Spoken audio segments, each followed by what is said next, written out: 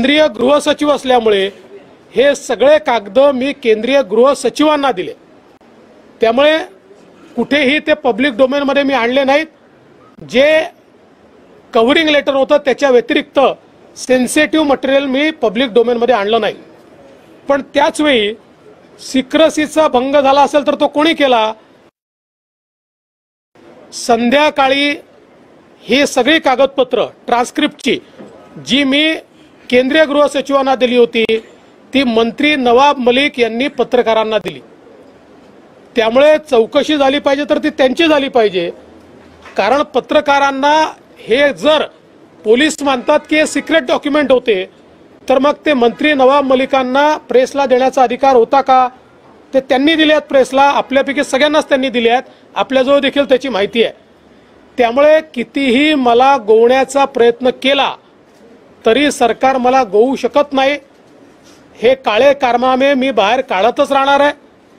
या संदर्भात जेवढी माहिती मिळेल ती माहिती मी पोचवतच राहणार आहे। आणि मला या गोष्टीचा आनंद आहे की मी एका अतिशय जबाबदार नागरिकासारखं सगळं संवेदनशील मटेरियल हे प्रसिद्धीच्या मागे न लागता ते पब्लिक डोमेन मध्ये न आणता ते मी कॉम्पिटंट अथॉरिटीला दिलाय।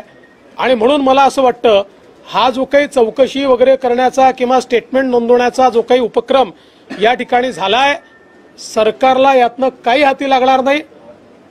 या माध्यमातनं त्यांचे मनसुबे जे आहेत ते मनसुबे पुरे होऊ शकणार नाहीत। अधिवेशन काळामध्ये तुमची आज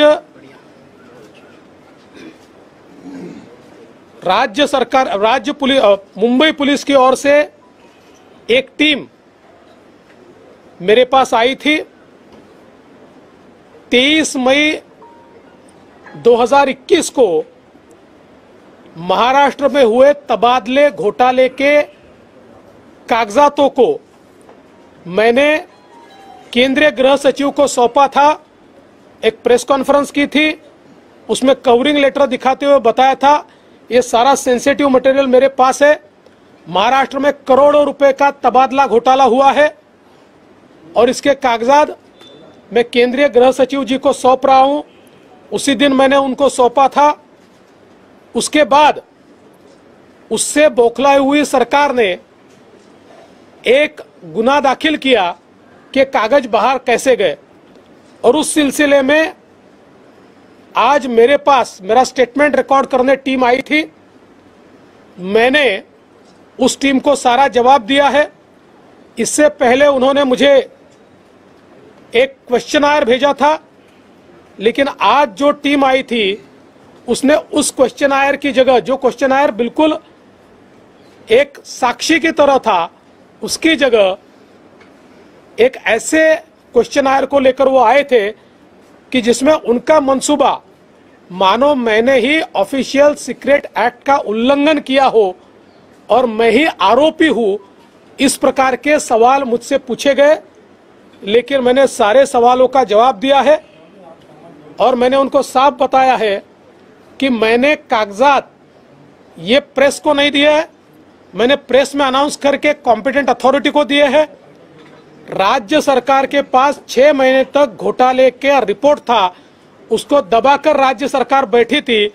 मैंने उस रिपोर्ट को बाहर निकाला, तो बाहर निकालने के बाद मैं उसको राज्य सरकार को तो सौंप नहीं सकता था क्योंकि वही घोटालेबाज थे, इसलिए। और चूंकि उसमें आईपीएस अधिकारियों के नाम थे और आईपीएस अधिकारियों की कॉम्पिटेंट अथॉरिटी ये केंद्रीय गृह सचिव है, इसलिए मैंने सारी चीजें केंद्रीय गृह सचिव को सौंपी। और इसलिए इसमें ऑफिशियल सीक्रेट एक्ट का संबंध ही नहीं आता। उल्टा मैं तो विपक्ष का नेता हूं, मुझे तो प्रोटेक्शन है ही, बावजूद उससे एक सामान्य नागरिक के तौर पर भी विसल ब्लोअर्स प्रोटेक्शन एक्ट के तहत मैं विसल ब्लोअर हूं। मैंने विसल ब्लो की है इस घोटाले के ऊपर जिसमें करोड़ों रुपए तबादले के लिए लिए गए।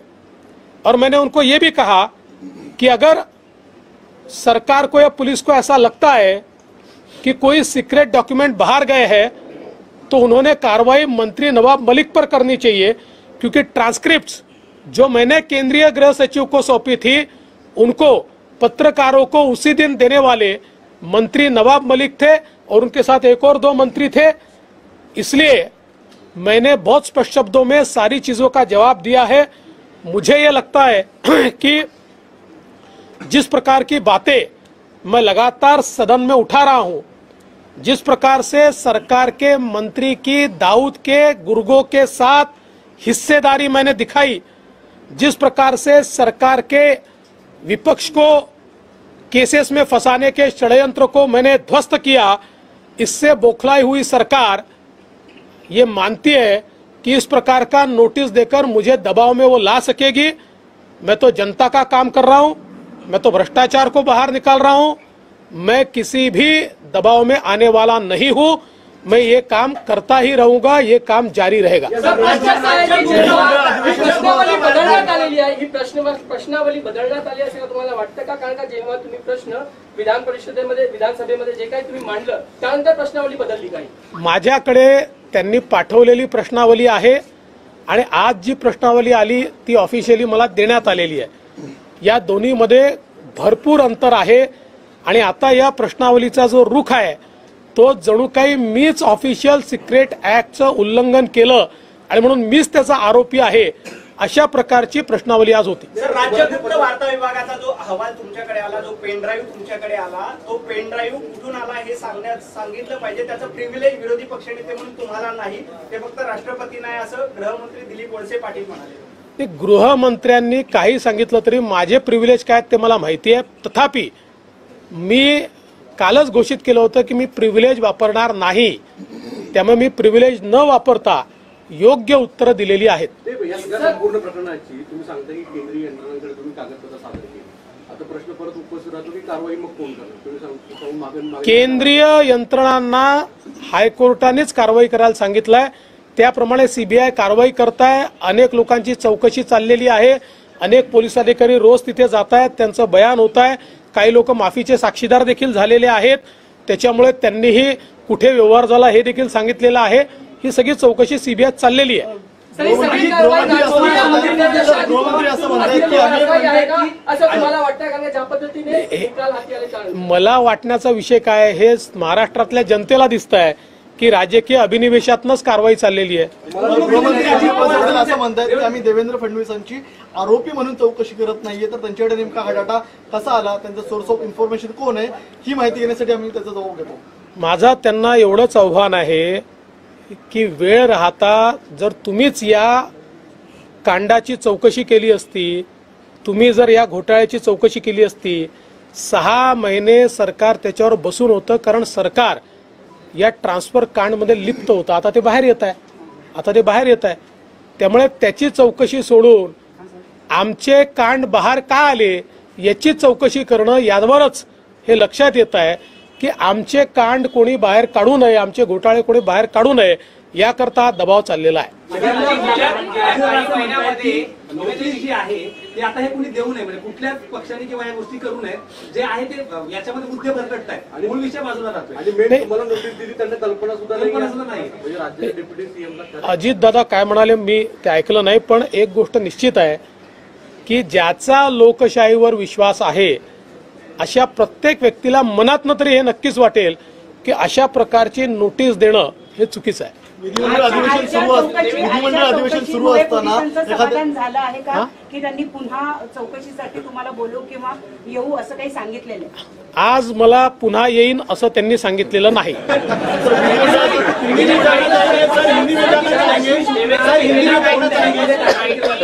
एकीकडे रश्मी शुक्ला यांना फोन टायमिंग मध्ये टार्गेट केलं जाते, दुसऱ्या बाजूला त्याच संदर्भात तुम्हाला नोटीस असेल किंवा काय अधिकाऱ्यांवर देखील बर्डन तपास पुढे टाकलं जाते। मुळातच अधिकाऱ्यांनी आमचे घोटाळे बाहेर काढू नये याकरता वेगवेगळ्या केसेस दाखल केल्या जात आहेत, अधिकाऱ्यांवर दबाव बनवला जातो आहे। पण मला असं वाटतं त्यांनी किती दबाव बनवला तरी शेवटी अधिकाऱ्यांनाही माहिती आहे की एक दिवस जेव्हा हे उघडकीस येतं त्यावेळी कोणी कोणी या गोष्टी दाबून ठेवल्या होत्या त्या बाहेर येतात आणि मग तपास यंत्रणांसमोर अधिकाऱ्यांनाही जावं लागतं। त्यामुळे अधिकारी या संदर्भात योग्य आणि कायदेशीर कारवाई करतील अशी माझी अपेक्षा आहे।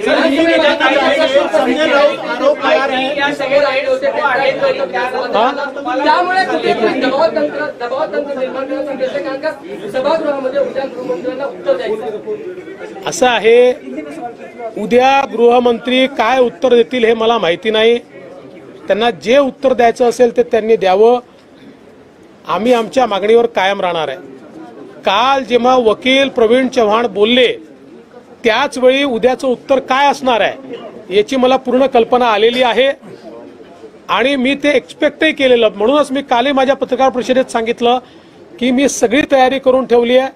वेगवेगळ्या प्रकारचे सगळे पुरावे मी जमा केलेले आहेत. आम्ही हायकोर्टामध्ये जाऊ. संपूर्ण प्रकरण पुन्हा सीबीआयकडे गेलं पाहिजे याकरता हायकोर्टाला विनंती करू आणि हे सगळे पुरावे सीबीआयला सुपूर्द करू. हिंदी में जानना चाहेंगे सर, हिंदी में जानना चाहेंगे राज्य सरकार नाही. सर हिंदी में जानना चाहेंगे, संजय राउत का ये ट्वीट करके उन्होंने थोड़ी देर पहले ही कहा है कि राज्य सरकार जब इस मामले की जांच कर रही है, कानून के लिए सब कोई बराबर है, तो जो पूछताछ करने के लिए कुछ नेताओं से संपर्क किया जा रहा है तो डर क्यों रहे हैं सच बताने के लिए? मैं उनको ही पूछना चाहता हूं. मैंने तो खुले मन से बोला कि मैं जाने को तैयार हूं. संजय राउत रोज डर डर कर प्रेस कॉन्फ्रेंस लेते, रोज केंद्रीय एजेंसी पर आरोप करते. तो मुझे ऐसा लगता, मैंने तो कहा कि मैं आने को तैयार हूं. बुलाओ, जहां बुलाना चाहते हो. उनमें है हिम्मत ये बोलने की?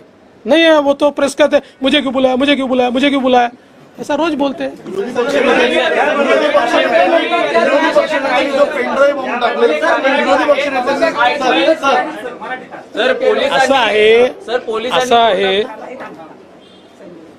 असं आहे की संजय राऊत जे म्हणाले त्यांना मी सांगू इच्छितो, मला नोटीस आल्यावर मी प्रेस कॉन्फरन्स घेऊन घोषित केलं की हो, प्रिव्हिलेज असलं तरी ते प्रिव्हिलेज न वापरता मी त्या ठिकाणी जाणार आहे. मला तर सरकारने विनंती केली की तुम्ही येऊ नका, पोलिसांनी विनंती केली की आम्ही पाठवतो, त्यामुळे आम्ही घाबरत नाही. पण माझा सवाल आहे, संजय राऊतांना जर अशा प्रकारची परिस्थिती आली ते का घाबरतात? ते का एजन्सीजवर आरोप करतात? ते का रोज प्रेस कॉन्फरन्स घेऊन सांगतात मला का बोलवता, मला का बोलवता, मला का बोलवता, असं ते का म्हणतात? याचं उत्तर त्यांनी दिलं पाहिजे. सर, आदित्य ठाकरे असं म्हणतात की भाजप नेते फक्त बोलतात, आम्ही कुठल्याही पद्धतीची सूडबुद्धीनं कारवाई करत नाही, आम्ही न्याय व्यवस्थेवर विश्वास ठेवू नये. हे कोणी लिहून दिलं असेल त्यांना मला माहिती नाही. थोडी सुधारणा केली तर अधिक चांगलं. विरोधी पक्षनेत्यांनी जो पेनड्राईव्ह बॉम्ब टाकलेला आहे त्यामुळे महाविकास आघाडी सरकार घाबरले का? आता हे तर त्यांना माहिती आहे, पण तुम्ही पत्रकार आहात, तिथे काय आहे, कोणामध्ये घबराट आहे का, कोणामध्ये काय आहे हे तुम्हाला समजतं. त्यामुळे हा प्रश्न मला विचारायचा मीच तुम्हाला विचारतो, सांगा आहे का? चला, थँक्यू.